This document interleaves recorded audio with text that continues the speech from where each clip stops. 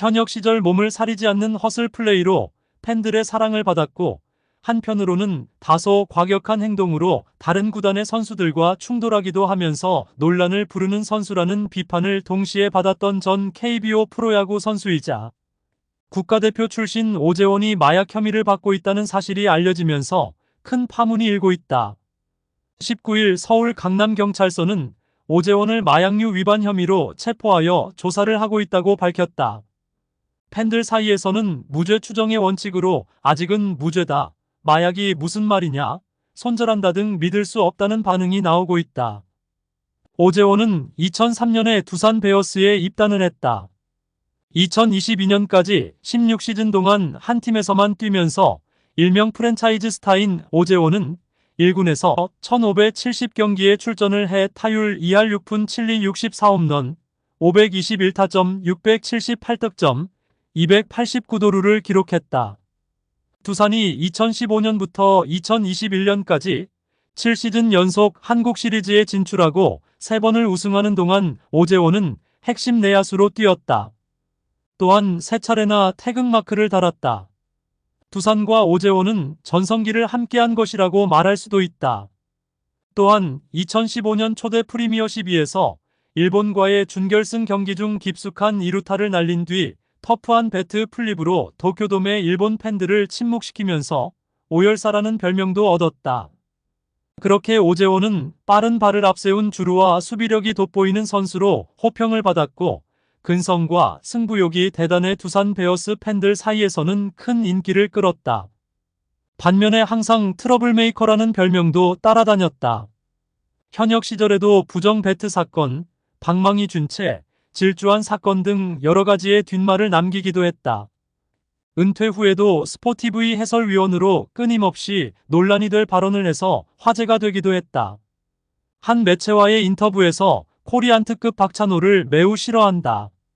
전 국민이 새벽에 일어나 응원했던 마음을, 그 감사함을 모르는 것 같다. 박찬호 선수가 해설을 하면서 바보로 만든 선수가 한두 명이 아니다. 그것에 관한 책임은 지지 않았다고 주장해 논란을 불러일으켰다. 또 해설 중에 한 투수가 몸에 맞는 공을 던지자 대놓고 때린 것이다. 난 이런 상황을 가장 싫어한다며 고의적인 빈볼이라 단정해 경기장 안팎에서 비판을 받았다. 이를 놓고 후배 양창섭과도 SNS 라이브 비방 등의 논쟁을 벌이기도 했고, 학생 시구자가 NC 입단을 희망하자 수도권 구단 추천 등의 발언을 쏟아내기도 했다. 다양한 사건으로 인해 여론이 악화되자 오재원 스스로 마이크를 놓을 수밖에 없게 됐다. 여기에 이젠 마약 투약 논란까지 더해졌다. 앞서 지난 10일 오재원은 함께 있던 여성의 신고로 임의동행 형식으로 한 차례의 마약 혐의 조사를 경찰에서 받았다. 하지만 마약간이 시약 검사에서 음성이 나와 일단 귀가 조치된 바가 있고, 지난주 TV조선과의 통화에서 마약을 투약한 적이 없다며 혐의를 강력 부인한 것으로 전해졌다. 이후 경찰은 모발 정밀 분석을 했고, 마약 투약 단서를 추가로 확인해 오재원에 대한 체포영장을 발부받아 신병을 확보했다.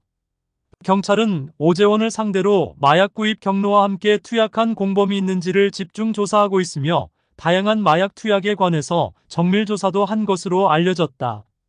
한 오재원의 팬은 두산을 떠올리면 오재원 선수의 플레이가 가장 먼저 떠오른다. 무죄로 나오길 바란다는 말도 했다. 반면 다른 두산의 팬은 안타깝지만 이미 수사를 받는 것 자체가 논란일 수 있다면서 과거 두산 선수들의 좋지 않은 말로가 떠올라 답답하다고 토로했다. 팬들의 안타까움은 그의 경기력과도 연관이 있는 것으로 보인다. 소위 믿고 보는 플레이를 보여줬던 오재원이었기에 그만큼 실망이 큰 것이라고 생각한다. 그리고 현재로선 딱 여기까지가 진실이다. 경찰은 증거를 확보했다는 입장이고, 오재원은 사실이 아니라고 주장을 하고 있다. 마약 투약 혐의가 사실이 아니라면 오재원은 정말 억울한 상황에 놓여 있다고 할 수 있다. 일단 결과가 나오기 전까지는 무죄 추정의 원칙에 따라 오재원에 대한 비난도 조금은 자제를 해야 할 것으로 보인다. 사실이 아닌 것으로 밝혀진다면 오재원은 평상시 이미지까지 더해져 이중의 비난을 받은 셈이 된다. 세상에 떠돌고 있는 각종 소문도 아직 확인이 안 된 것들이 많다. 소문을 끌어다가 비난의 소재로 써선 안 된다. 비난은 결과가 나온 뒤에도 할 수 있다. 미운 털이 박혀있는 선수라 해도 인권은 존중이 돼야 한다. 구독과 좋아요는 영상 제작에 큰 힘이 됩니다.